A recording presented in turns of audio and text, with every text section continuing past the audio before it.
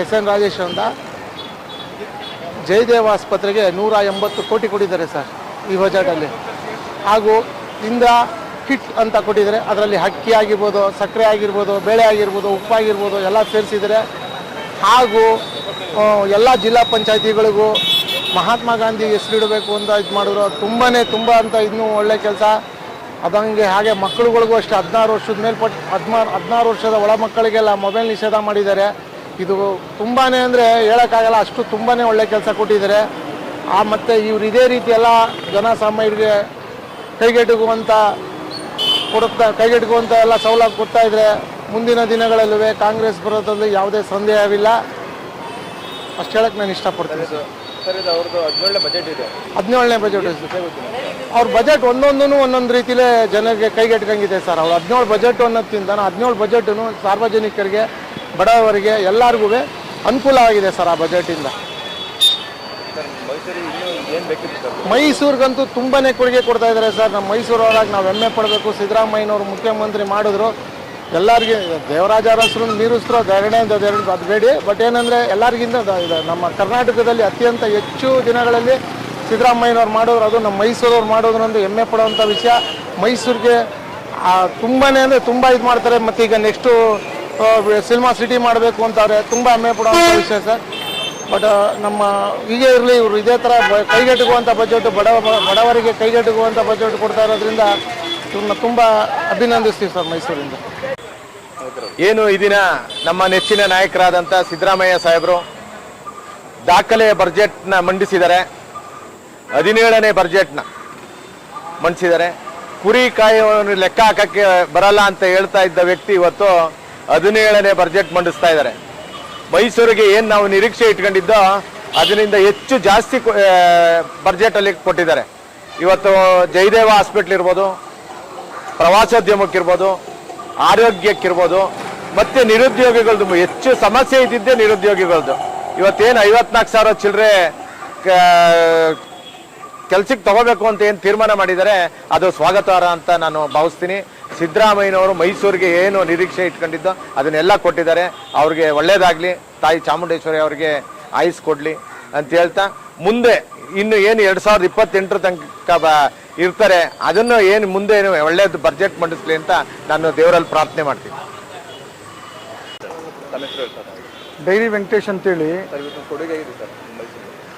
ಕರ್ನಾಟಕದಲ್ಲಿ ಇತಿಹಾಸ ಬರೆದಿದ್ದಾರೆ ಸಿದ್ದರಾಮಯ್ಯನವರು.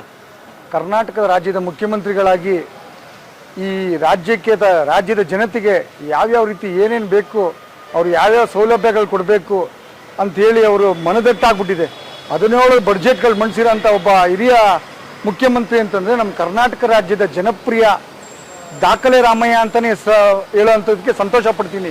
ಇವತ್ತು ದಾಖಲೆ ಮಾಡಿದ್ದಾರೆ, 17 ಬಡ್ಜೆಟ್ ಮಂಡಿಸಿ ದಾಖಲೆ ಮಾಡಿದ್ದಾರೆ ಸಿದ್ದರಾಮಯ್ಯನವರು.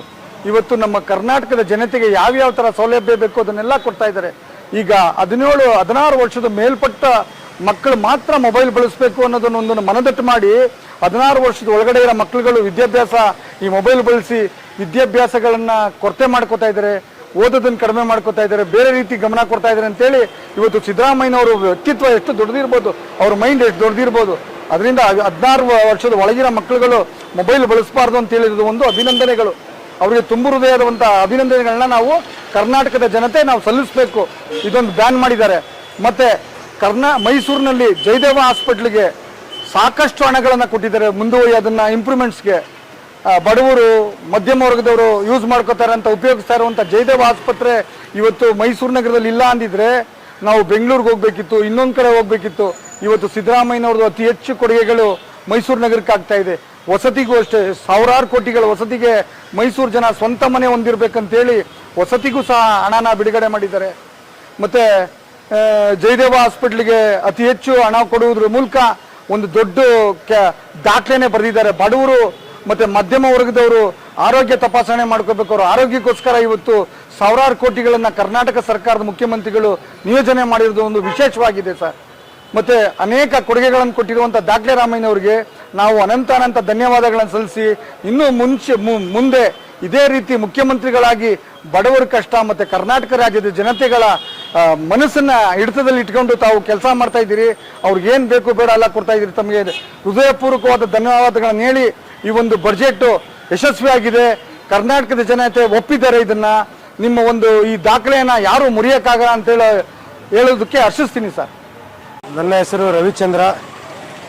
ಏನು ಈ ದಿನ ಕರ್ನಾಟಕ ರಾಜ್ಯದ ಜನಪ್ರಿಯ ಮುಖ್ಯಮಂತ್ರಿಗಳಾದ ಸನ್ಮಾನ್ಯ ಸಿದ್ದರಾಮಯ್ಯ ಸಾಹೇಬರು ದಾಖಲೆಯ 17ನೇ ಬಜೆಟನ್ನು ಮಂಡಿಸಿ ಮೈಸೂರಿಗೆ, ಅವರ ತವರು ಜಿಲ್ಲೆಯಾದಂಥ ಮೈಸೂರಿಗೆ ಜಯದೇವ ಹಾಸ್ಪಿಟ್ಲಿಗೆ 180 ಕೋಟಿ ರೂಪಾಯಿಯನ್ನು ಕೊಟ್ಟಿದ್ದಾರೆ. ಮತ್ತು ಅನ್ನಭಾಗ್ಯ ಯೋಜನೆಯಡಿ ನೀಡುತ್ತಿರುವ 5 kg ಅಕ್ಕಿ ಜೊತೆಯಲ್ಲಿ ಇಂದಿರಾ ಕಿಟ್ ಅನ್ನು ನೀಡಿದ್ದಾರೆ. ಈ ಬಾರಿ ಅನ್ನಭಾಗ್ಯ ಯೋಜನೆಯಡಿ ಇಂದಿರಾ ಕಿಟ್ ಅನ್ನು ನೀಡಿದ್ದಾರೆ. ನಂತರ ಆಮೇಲೆ ರಾಜ್ಯದ ಎಲ್ಲ ಜಿಲ್ಲಾ ಪಂಚಾಯಿತಿಗಳಿಗೆ ಗಾಂಧೀಜಿ ಹೆಸರನ್ನು ನಾಮಕರಣ ಮಾಡಿದ್ದಾರೆ. ಸಿದ್ದರಾಮಯ್ಯನವರು ಮೈಸೂರಿಗೆ ಪ್ರತಿ ಸತಿನೂ ಬಜೆಟ್ನಲ್ಲಿ ಒಂದಲ್ಲ ಒಂದು ರೀತಿ ಕೊಡುಗೆಗಳನ್ನ ಕೊಟ್ಕೊಂಡು ಬಂದಿದ್ದಾರೆ. ಈ ಸತಿನೂ ಉತ್ತಮವಾದಂಥ ಬಜೆಟನ್ನು ನೀಡಿದ್ದಾರೆ.